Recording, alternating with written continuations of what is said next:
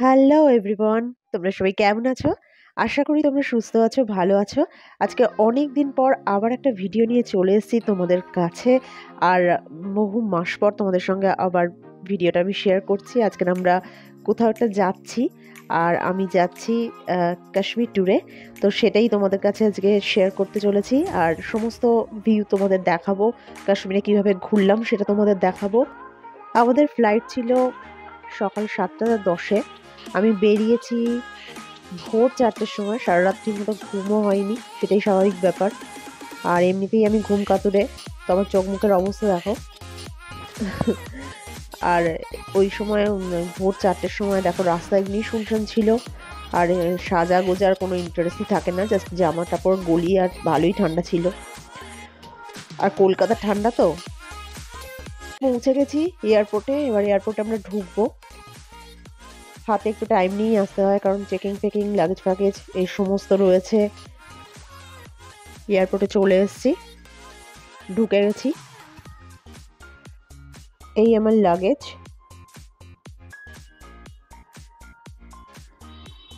Check করার জন্য দেওয়া হচ্ছে।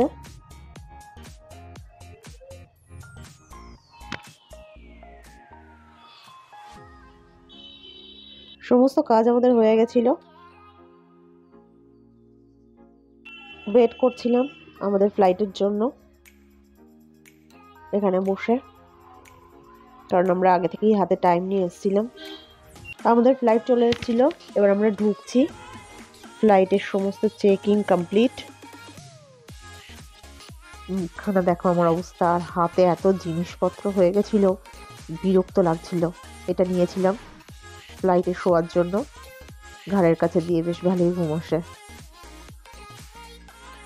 এই আমাদের ফ্লাইট দাঁড়িয়ে আছে,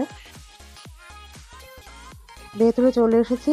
আর সিট নাম্বার খুঁজছিলাম আমি, যে আমাদের সিটটা কোথায়, কোন সাইডে। আমি বসে গেছি। এখন আমাদের ফ্লাইট ছাড়েনি, ওয়েট করছি কখন ছাড়বে। ফ্লাইট ছেড়ে দিয়েছে, পুরো কলকাতাটা দেখা যাচ্ছে।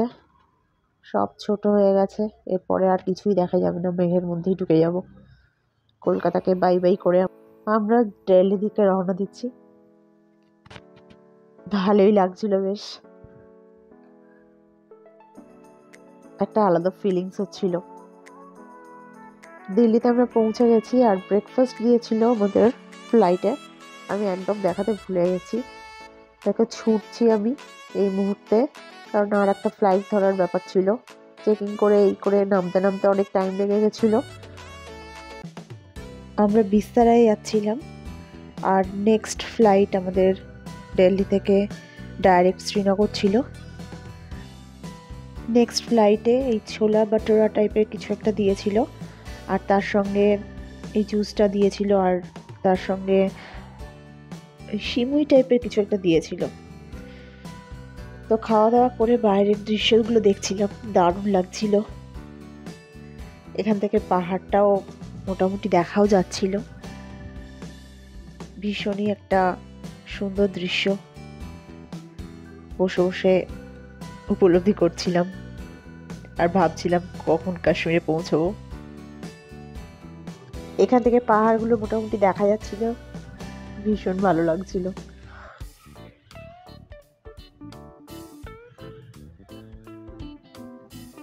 অলরেডি কাশ্মীরের কাছাকাছি চলে এসেছিলাম, আর পুরোপুরি দেখা যাচ্ছে পাহাড়ের ওপরে পুরো বরফে একদম ঢেকে আছে।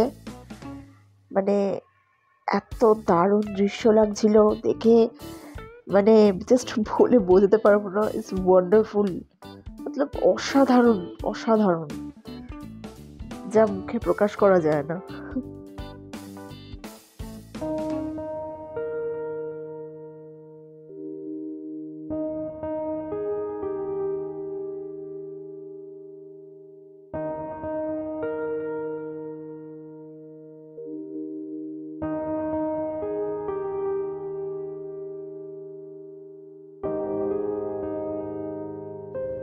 শ্রীনগরের এয়ারপোর্টে আমরা ল্যান্ড করে গেছি। এটা পুরোটাই শ্রীনগরের এয়ারপোর্ট।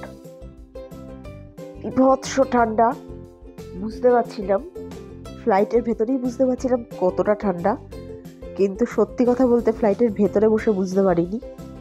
যখন আমরা বেরোলাম তখন বুঝতে পারছিলাম যে কি বিভৎস ঠান্ডা। আমাদের নিয়ে যাওয়ার জন্য এনারা এসেছিলেন আর আমাদের লাগেজগুলো নিয়ে যাচ্ছে। গাড়িতে আমি বসে গেছি আর পুরো কাশ্মীরটাই আমাদেরকে এই দাদা ঘুরিয়েছে। এখন আপাতত যাচ্ছি আমরা হোটেলের উদ্দেশ্যে। শ্রীনগর হোটেলেই আমরা থাকবো। এই দাদা ঘুরিয়েছে আমাদের পুরো কাশ্মীর ট্যুরটাই, উনি করিয়েছেন। ভীষণ ভালো মঞ্জুর ভাই। কাশ্মীরের রোড দেখতে দেখতে যাচ্ছিলাম, ভীষণ ভালো লাগছিল। আর ওই ভাইয়ার কাছে গল্প শুনতে শুনতেও যাচ্ছিলাম যে সবাই মনে করে যে কাশ্মীরে এখন খুব বোমাবাজি, অনেক প্রবলেম, যার জন্য ঘুরতে যেতে চায় না অনেকেই। কিন্তু সেরকম কিছুই পরিস্থিতি নেই, নিউজে বেশি একটু দেখায়, তো সেরকম কিছুই ব্যাপার না, নর্মালি আছে, ঘুরতে যাওয়াই যায় এখন যা পরিস্থিতি, মানে যে মুমেন্টে আমি গেছিলাম।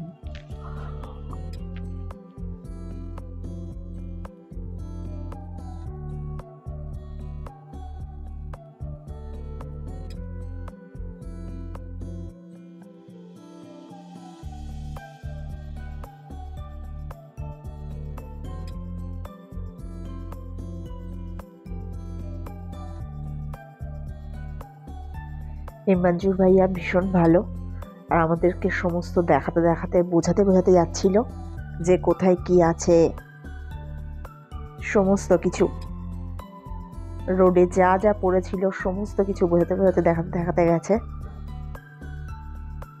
খুব ভালো মানুষ। আর আমি তো শুধুমাত্র কাশ্মীরটাকে উপলব্ধি করতে যাচ্ছিলাম। এই আমাদের হোটেল এসে গেছে। এই হোটেলেই আমরা স্টে করেছিলাম শ্রীনগরের ফার্স্ট ডে। ভীষণ সুন্দর হোটেলটা, দেখো ভেতরে ঢুকে গেছি আমরা। ভেতরটা এরকমই ছিল। সোফায় আমি গিয়ে বসেছিলাম, আর এদের এখানকার বিখ্যাত কাওয়া, সমস্ত জায়গায় 7 দিন ধরে আমি শুধু কাওয়াই খেয়েছি। ফার্স্ট যখন এই কাওয়াটা আমি মুখে দিলাম, বিভৎস সুন্দর লাগলো খেতে, আর বিভৎস ঠান্ডা, এত গরম গরম কাওয়া খাওয়ার মজাটাই ছিল আলাদা, দারুণ লাগছিল খেতে। খাওয়া শেষ করে আমাদের রুমে নিয়ে গেল, যে রুমে আমরা থাকবো। এটাই ছিল আমাদের রুম।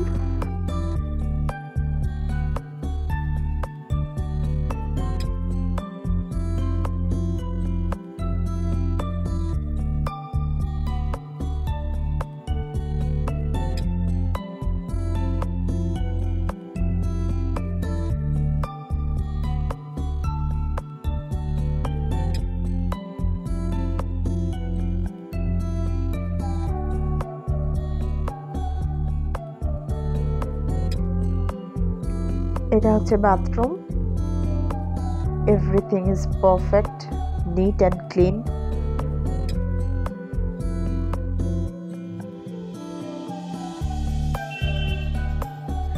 আমরা রেডি হয়ে নিলাম তাড়াতাড়ি, কারণ আমরা বেরোনোর কথা ছিল 4:30টার সময়। মঞ্জুর ভাই আমাদের কিছু দেখানোর জন্য নিয়ে যাচ্ছিল, তো আমি রেডি হয়ে বসে গেছি। প্রচণ্ড ঠান্ডা। ফার্স্ট গেছি যেহেতু কাশ্মীরে, আর হুট করে যাওয়া তো নিতে একটু প্রবলেম হচ্ছিল। ফার্স্ট এত ঠান্ডা, বিভৎস।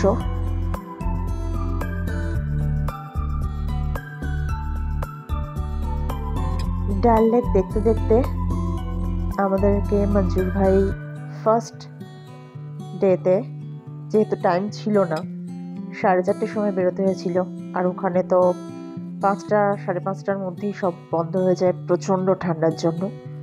তো তাড়াতাড়ি করে আমাদের কাছে পিঠের মধ্যে কিছু একটা দেখানোর জন্যই নিয়ে যাচ্ছিল। ফার্স্ট ডে অত জার্নি করেও আমরা এসেছিলাম, তো আমাদের চশমে শাহিতে নিয়ে যাচ্ছিল।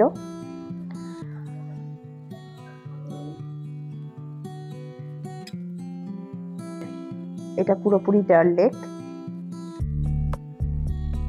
ডাল লেক দেখতে দেখতে চশমে শাহির দিকে এগিয়ে যাচ্ছিলাম। যেতে যেতে ডাল লেকে চোখে পড়লো একটা বোট।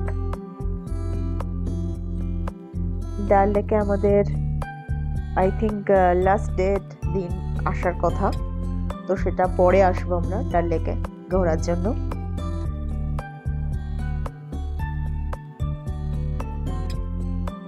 এখানে অনেকগুলো বোট দাঁড়িয়ে আছে।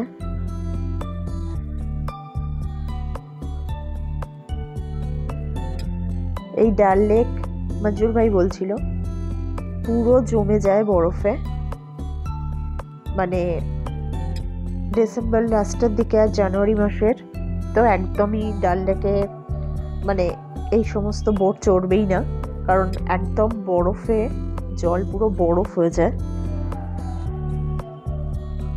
এসে গেছি আমরা চশমে শাহিতে। দেখা যাক এর ভেতরে কি আছে। সানরাইজ হচ্ছিল, প্রায় 4:30-5টার মতন বাজে। বিভৎস ঠান্ডা, বিভৎস। আমি তো পুরো কেঁপে কেঁপে পুরো অস্থির হয়ে যাচ্ছিলাম।